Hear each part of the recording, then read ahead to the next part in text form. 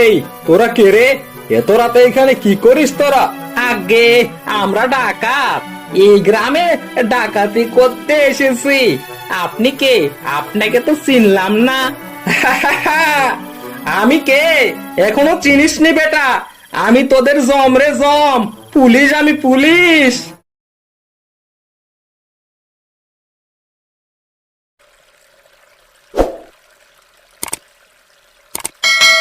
মা, ও মা, আমার খুব মাংস খেতে ইচ্ছে করতেছে। কতদিন ধরে মাংস খাই না। শুধু শুধু কি মুড়ি আর চূড়া খেতে ভালো লাগে? আমার জন্য মজা করে মাংস রান্না করো না মা। মাংস কোথায় পাবো রে মা? চারিদিকে দেখতে পাচ্তেছো না, শুধু পানি আর পানি। ঘরে তো মুড়ি আর চূড়া ছাড়া কিছুই নেই। কোথা থেকে মাংস পাবো রে মা? এভাবে আর কতদিন মা?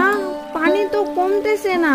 আমি কি তাহলে ভালো ভালো মজার মজার খাবার আর খেতে পারবো না? কেন পারবা না মা? পারবা তো খেতে। বন্যার পানি চলে গেলেই তোমার জন্য মজার মজার খাবার রান্না করব। তখন তুমি মজা করে খেও, কেমন? সোনা মা আমার। মা, মা, বাবা কোথায় গেছে? বাবাকে তো কোথাও দেখতেছি না মা। বলো না বাবা কোথায় গেছে? সোনা মা, তোমার বাবা তো আমাদের জন্য খাবার খুঁজতে গেছে। ও আচ্ছা মা, বাবা কি আমার জন্য মাংস নিয়ে আসবে? তখন কি আমি মজা করে মাংস খাবো মা? আমার পাগলি মেয়েটা, তোকে মাংস খেতে দিতে পারি না।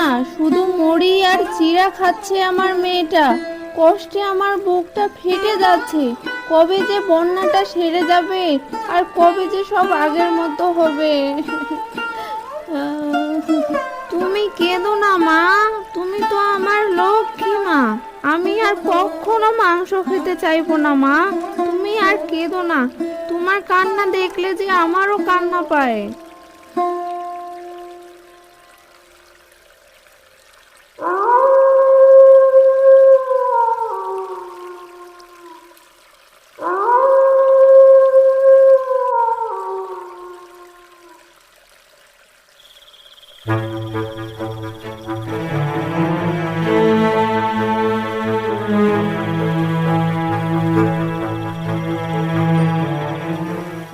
কি রে হ্যাবলা, তোর হলো? সামান্য একটা ছুরি শান দিতে তোর এতক্ষণ লাগে? তাই শেষের দিকে তা ওস্তাদ, ছুরিতে শান দিচ্ছি কেন কিছুই তো আমি বুঝতে পারতেছি না। আরে তোর মোটা মাথায় যে কবে একটু বুদ্ধি শুদ্ধি হবে? এই ছুরি দিয়ে নিশ্চয় গাজর মূলা কাটতে যাবো না, ডাকাতি করতে যাবো রে ডাকাতি। কবে যে একটু বুদ্ধি শুদ্ধি হবে? এই সামান্য বিষয়গুলো বুঝতে পারিস না তুই? আরে কি বলেন ওস্তাদ, এই বন্যায় সবাই তো খুব কষ্টের মধ্যে আছে। কত মানুষ নিজে না খেয়ে অন্যকে সাহায্য করতেছে, আর আপনি কিনা বলতেছেন চুরি করতে যাবেন, ডাকাতি করতে যাবেন? এটা কেমন কথা? আরে আসে আমার দরবেশ বাবা, তার ডাকাতি পেশায় যখন এসেছি তো ডাকাতি তো করতেই হবে নাকি? ডাকাতি করাই আমাদের পরম ধর্ম। তা তুই যখন এত মানবতার কথা বলতেছিস তো জানা, গ্রামে গিয়ে জঙ্গলে গিয়ে সাধুদের চেলা হয়ে থাক। তো ডাকাতি করতে কেন এসেছিস? যখন ডাকাতি করবি বলেছিলি তখন এসব কথা তোর মাথায় ছিল না। আরে ওস্তাদ, রেগে যাচ্ছেন কেন? ভুল হয়ে গেছে ওস্তাদ, ক্ষমা করে দিয়েন।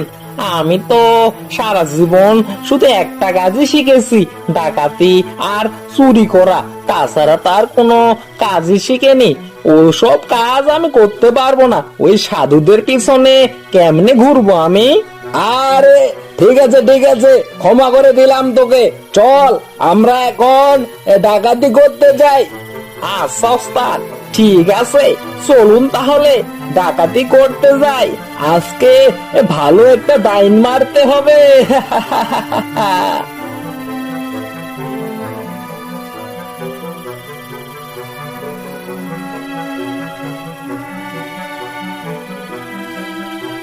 তোমরা কারা আর আমাদের পথ আটকে ধরেছো কেন? আমরা ডাকাত। আমি ডাকাত সর্দার ওর আমার চেলা হাবলা মশাই। ও, তোমরা ডাকাত। বইয়ে যে ডাকাতের কথা বলা আছে, তোমরাই কি তাহলে সেই ডাকাত? আরে এই মেয়ে তো দেখি ভারী ফেসাতে ফেলতেছে।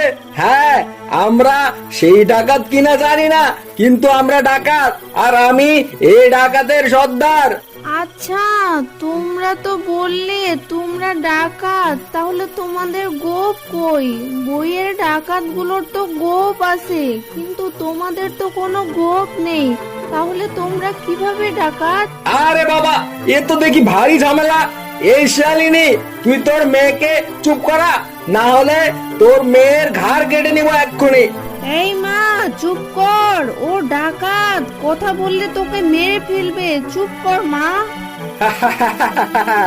কি খুকি, এখন চুপ করে আছো কেন? কথা বলো, কথা বলো। তোমাদের যা যে সবগুলো এক্ষুনি আমাদেরকে দিয়ে দাও, না হলে কিন্তু বুঝতেই তো পারতেছো ব্যাপারটা।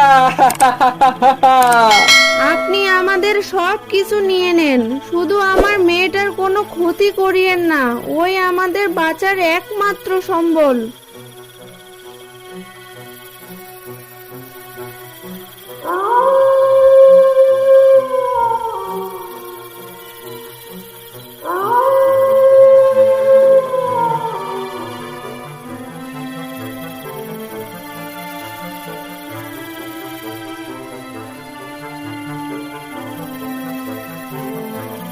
এই তোরা কে রে? এত রাতে এখানে কি করিস তোরা? আগে আমরা ডাকাত, এই গ্রামে ডাকাতি করতে এসেছি।